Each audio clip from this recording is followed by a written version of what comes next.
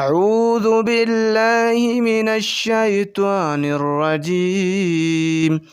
بسم الله الرحمن الرحيم. يا أيها الناس اعبدوا ربكم الذي خلقكم والذين من قبلكم لعلكم تتقون. الذي جعل لكم الأرض فراشا والسماء بناء وأنزل من السماء ماء فأخرج به من الثمرات رزقا لكم فلا تجعلوا لله أندادا وأنتم تعلمون. وإن كنتم في ريب مما نزلنا على عبدنا فأتوا بسورة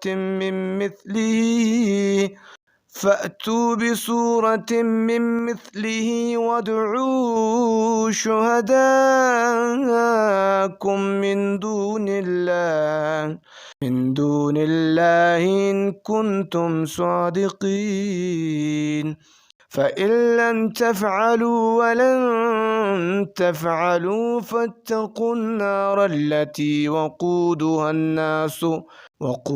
الناس والحجارة أعدت للكافرين. وبشر الذين آمنوا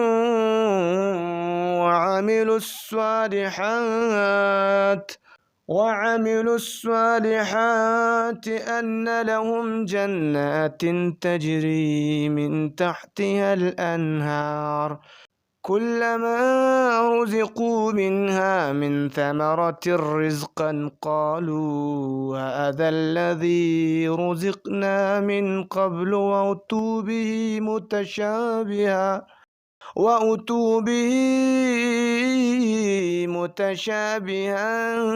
ولهم فيها أزواج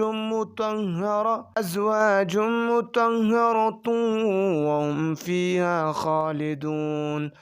إن الله لا يستحيي أن يضرب مثلا ما بعوضة فما فوقها فأما الذين آمنوا فيعلمون أنه الحق من ربهم وأما الذين كفروا فيقولون ماذا أراد الله بهذا مثلا